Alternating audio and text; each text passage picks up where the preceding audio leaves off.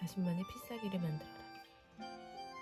생리적 감각이나 리듬, 템포와 같은 단어들은 신체에 직접적인 영향을 끼치는 개념이 아니라 평생 바꾸기 힘들 것으로 생각하는 경향이 있다.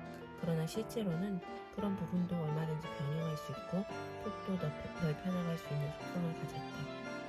귀에 익숙하지 않은 리듬이나 템포의 곡을 처음 들었을 때는 낯선 위화감이 먼저 든다. 하지만 몇 번 반복해서 듣다 보면 자신도 모르는 사이에 그 리듬과 템포를 몸이 받아들이게 되는 경험을 해본 적이 있을 것이다. 더 나아가 적극적으로 그 곡의 리듬과 템포를 즐기게 되면 자신의 몸속에 해당 리듬이나 템포가 하나의 기술로 자리 잡는다. 물론 근본적인 취향까지는 변하지 않을지도 모른다.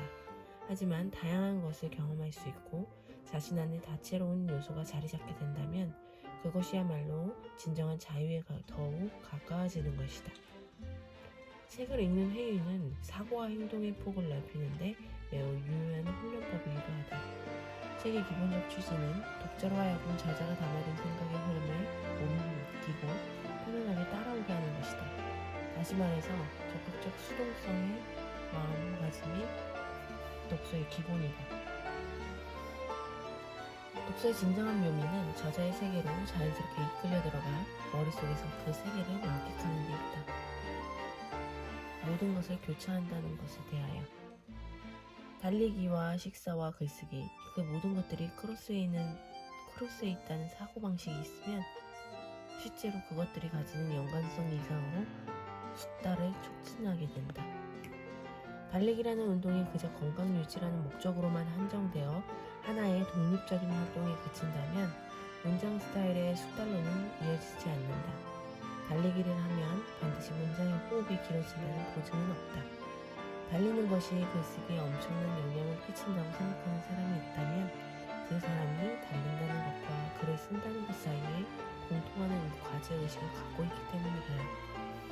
실제로 호흡 패턴과 리듬이 변하면 다른 행동 양식에 그 영향이 나타나는 일이 적지 않다. 호흡은 모든 행동의 기반이 된다.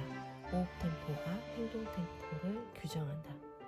그의 행동 방식은 소설을 쓰는 행위에 머무르지 않고 폭넓은 영역까지 응용할 수 있는 방식인 것이다. 거기에는 영역을 초월하여 스타일을 창출해 가겠다는 강력한 의지가 숙달의 방법론으로서 기능하고 있기 때문이다. 리듬의 몸을 스미게 한다. 리듬을 몸에 충분히 스미게 한다는 것입니다. 일을 하다 보면 엄청난 몰입감에 몸을 맡기는 경우가 있다. 일이 잘 풀리거나 중요한 요령을 터득했을 때의 감각을 되짚어보면 자기 몸의 리듬과 템포가 그 일의 최적인 리듬과 템포와 딱 맞아떨어지는 순간이라는 점을 깨달을 수 있다. 신체의 리듬과 일의 리듬이 정확하게 부합하는 그곳에 숙달의 비결이 있다. 장르를 초월한 숙달의 보편적 논리가 있다고 한다면 그 가운데 하나가 바로 신체 리듬이다. 좀 더 정확하게 말하면 신체의 리듬과 일의 리듬을 일치시켜 나가는 기술이다. 동양의 전통 호흡법. 호흡은 신체 템포와 주변 생계 또는 일의 템포를 완벽하게 조율해주는 가장 효과적인 방법이다. 신체와 신체 사이에 일어나는 이런 리듬과 템포를 둘러싼 커뮤니케이션이야말로 세계를 공유해 나가는 데 큰 효과적인 방법이다. 호흡법이야말로 여러 활동을 하나로 연결하는 핵심이며 숙달의 비결 중 비결이 되라. 몸과 마음을 균형 있게 사용하는 효과적인 방법이 없을까? 나는 이 문제야말로 인생을 살아가면서 해결해야 할 중요한 과제 가운데 하나라고 생각한다. 철저하게 지칠 수 있으면 제대로 잠들 수 있다. 제대로 자면 개운하게 깨어날 수 있다. 깨어나서 활동하는 동안 심신의 에너지를 확실하게 연소할 수 있다면 모든 순환이 원활해진다. 반면에 뇌만 지쳐있다거나 몸의 특정 부위에만 피로가 쌓이는 등의 불균형 상태에서는 몸과 마음의 에너지도 균형이 무너지게 된다. 애매하게 남아도는 에너지는 우리의 마음과 정신을 불안정하게 만든다. 기분 좋게 피곤한 감각. 이 감각은 우리 인간이 살아있다는 느낌과 함께 안정감을 준다.